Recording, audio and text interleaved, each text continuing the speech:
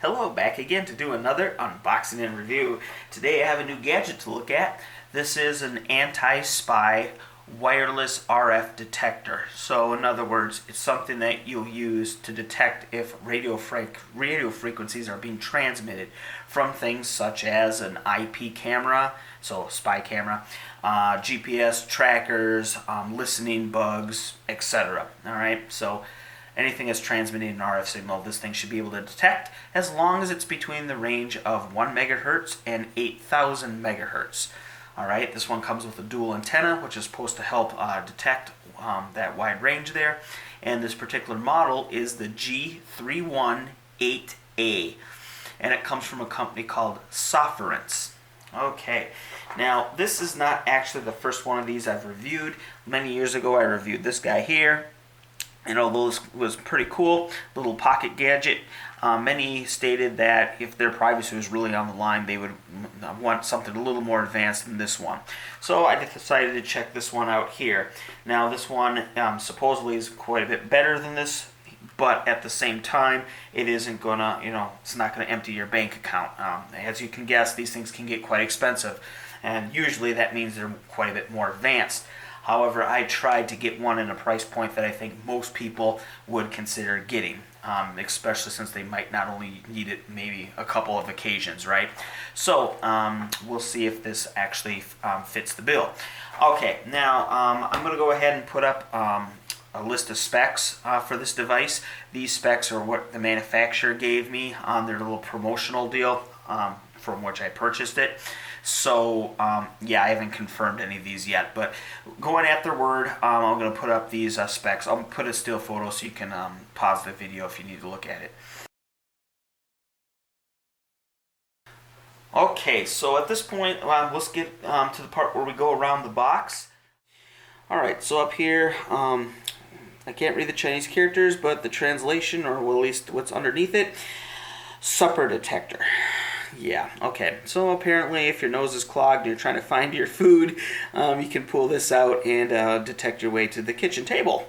Okay, next we have a picture of the device, and then a car in the background. We'll kind of get into that in a bit. Down here, you see it's an anti-GSM bug, audio bug, and caves dropping. I'm assuming that's supposed to say eavesdropping. Anyway, so I don't know how else would work in a cave. But anyway, GPS tracker. And then on this side here, nothing. Around the front, we have where you're supposed to open it. So, okay. And then here we have a skew. Most people wouldn't find that really interesting, but it is actually good to see an actual skew on some of these items, especially when you're dealing with white label items most of the time. To actually have a unique skew is a kind of a cool thing. Anyway, so here we have, it looks like there are more than just one model. I do see the model I got, and it seems to be that one right there. Okay, and then nothing on that. So let's check out the back. Made in China, okay, and so images and functions may differ from actual product. Okay, great. I guess that's kind of a cover your butt statement for them. And then here we have no text describing what this guy is about, but he looks like a demonic spy, and I guess that's supposed to encourage you to use this device. Man, they sure made him look mysterious and evil, didn't they? All right. Okay, so let's get to the overall impressions of the packaging. But let's talk about the car here. Actually, I've seen this a lot in a lot of products, not just from this company, but you name it, especially if it comes from overseas, especially China. They have this trend to want to put like sports cars on their items. Now, for some cases it makes sense. I mean, if this was a pair of like HID bulbs or something, I can see them having this, which looks to be what, a 2012 3 Series coupe.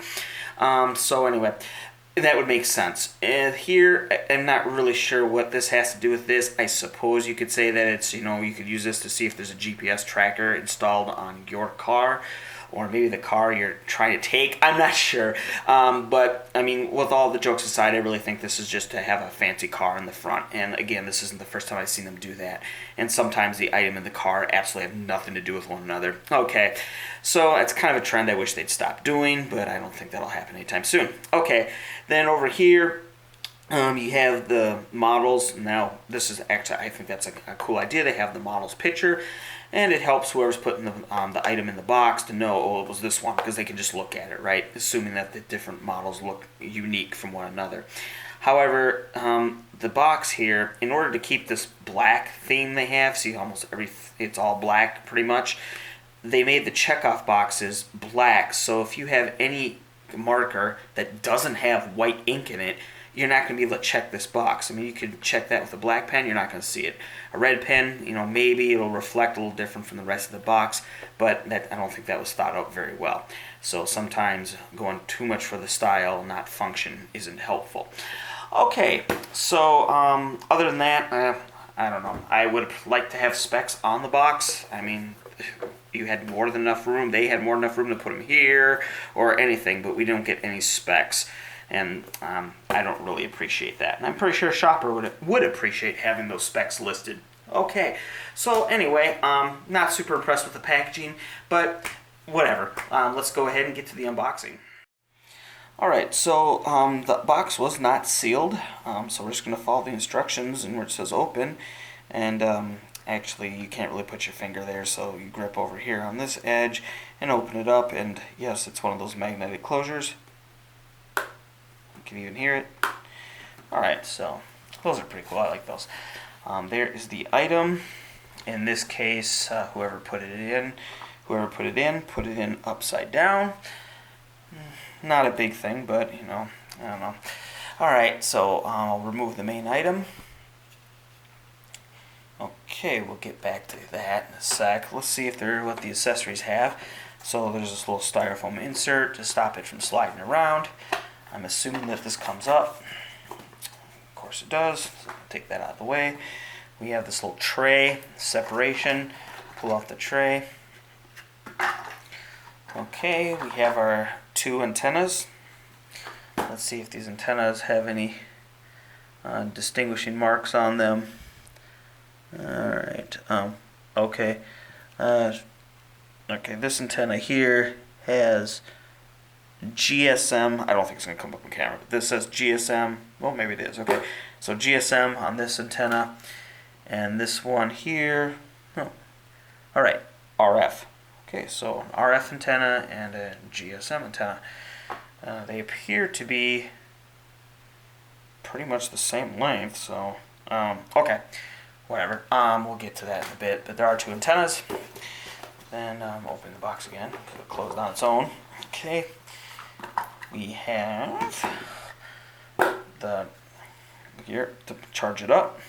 So notice also that it does look like they check out your address where it's being shipped to, because they did send me the North America version of plug. So okay, and there we go. So plugs in with one of those, and it looks like we do have an LED. Okay, so we have our instruction manual, some pictures. Okay, and it looks like both sides are in English. So, alright, excellent. Now let's get back to the main device. Here it is. Now, you know what? Just filling this. Oh, yeah. Okay, so this is actually, this is that aluminum, similar to like those flashlights you might pick up. That thin aluminum, aircraft aluminum. So that's actually a step up, because if you remember on the specification list, they had it as being ABS plastic. So it looks like we have a metal shell here. So, okay, so we have our display window there. I'll get to more what each LED light means. Alright, so there's our power button, which appears to be metal. So, alright. Then we'll go around the side. Nothing on this side. Nothing on this side. What about the bottom? Nothing on the bottom except some screws holding the thing closed. And then on the back, alright, nothing there. So it's all on the front and the top. So let's look at the top. So there we are. Okay, you can see where the antennas screw in, and they are clearly labeled for GSM and RF. So, alright, so those antennas go to their corresponding location.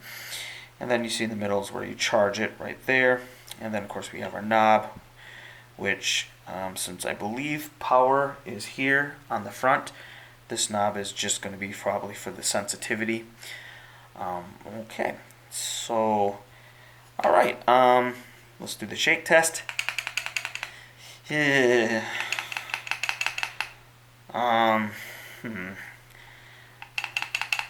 I'll be honest, I'm not really liking that shaking, rattling noise in there.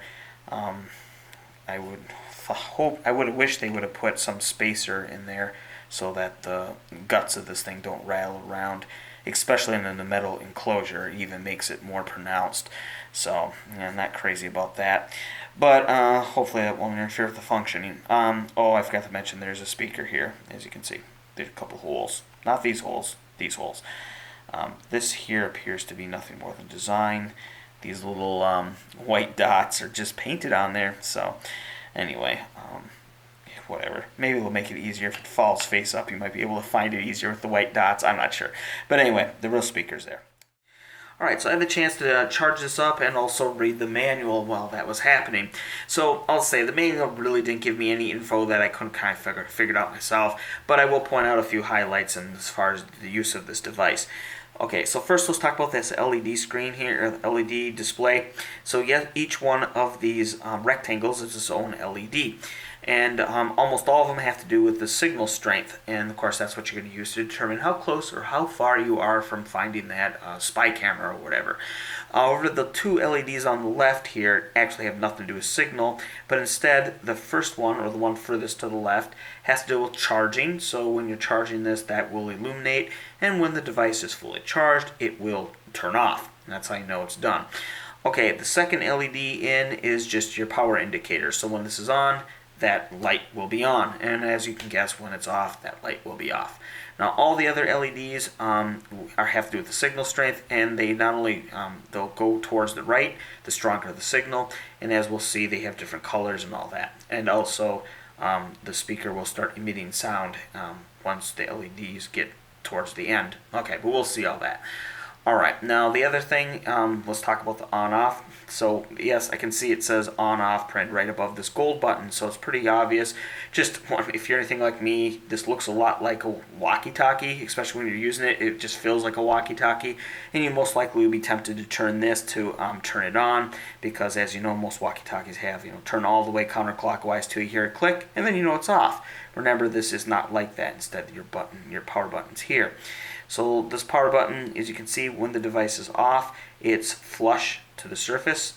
So, and when you push it and turn it on, this little golden button here will actually come out.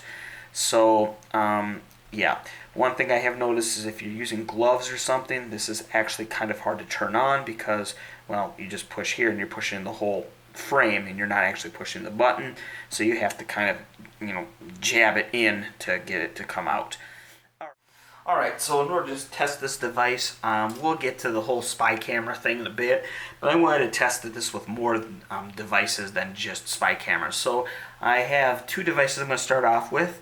The first one is this. So we have a cordless phone here, and as you may know, this sends a wireless signal to the base, and then the base is either connected to a landline or the back of your modem if you have like cable all in one package type deal. Alright, but basically wireless, okay? The other thing here is I got my, for my car, so this is of course for the car alarm and also the power locks and all that good stuff, right? Alright, so this here has the code hopping function, which is supposed to make it harder for people to clone your remote so they can't mess with your car windows and make your horn honk it while you're trying to sleep and all that good stuff. So anyway, I'm not exactly sure when it does code hopping, if it changes like the frequency it sends or if it's just like the code information, kind of like a password, and it just kind of randomly scrambles that password, whatever. But whatever it's doing, I'm pretty sure this is going to detect it, and it'll be fun to see if I keep pushing it, if it changes the detection on the readout. Okay, so let's go ahead and start. I'm going to turn it on. I have you'll see I have the sensitivity turned all the way to 0, and I'm going to turn it on. Okay, so again, remember that green light just means it's on, nothing more. Now this thing is actually really sensitive, and also since I'm not in the middle of a cornfield, in the middle of nowhere, if I turn the sensitivity even up to like what you would think normally, I start getting all kinds of readings, because who knows, this guy's Wi-Fi and that person's drone or something, whatever. So I'm gonna go ahead and turn it to, yeah, it's pretty. Let's turn it up till I actually start hearing some. There, okay, so they can see there's something going on. Now I'm gonna turn it down there, so it's pretty low sensitivity, but we don't need too much because I'm right here, right? Okay, so we're going to start with the car alarm here remote, and okay, so I'm just going to go ahead and lock the doors. We'll see what it does. Huh, interesting. Let's turn up the sensitivity a little bit.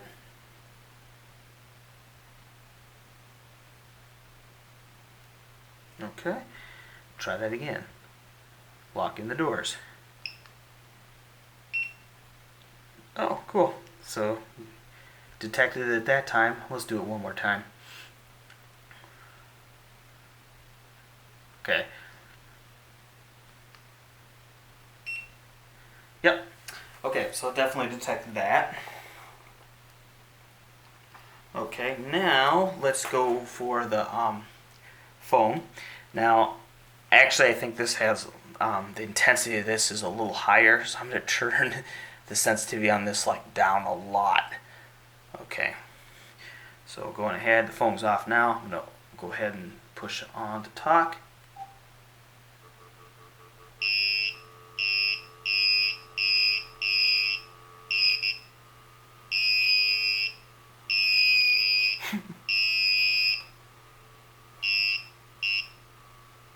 Okay.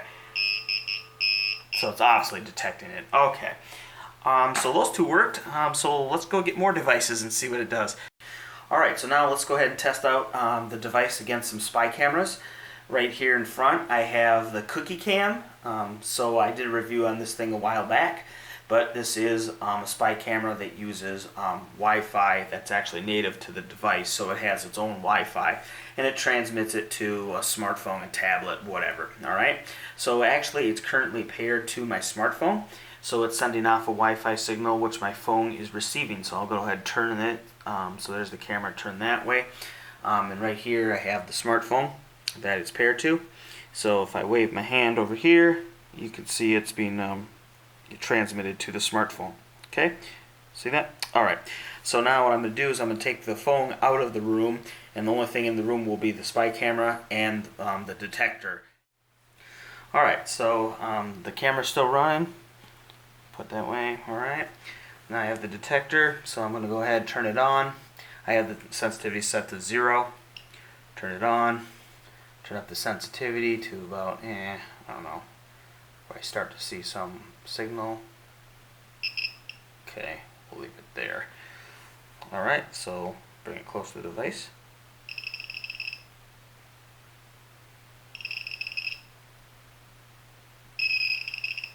So yeah, it's definitely working. Alright, up next, another spy camera. This is the iNite spy camera. I did a review on this one as well. So it's all set up and paired and all that, just like the other one. So I'm going to go ahead, same procedure, turn on the device here. That sets it down. Go.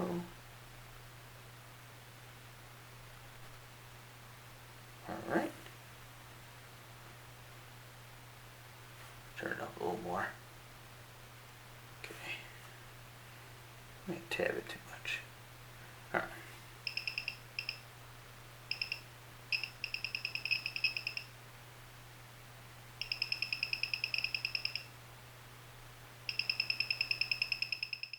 Alright, and actually I have another device I tested. Can't forget Bluetooth, right? So this here is the E here.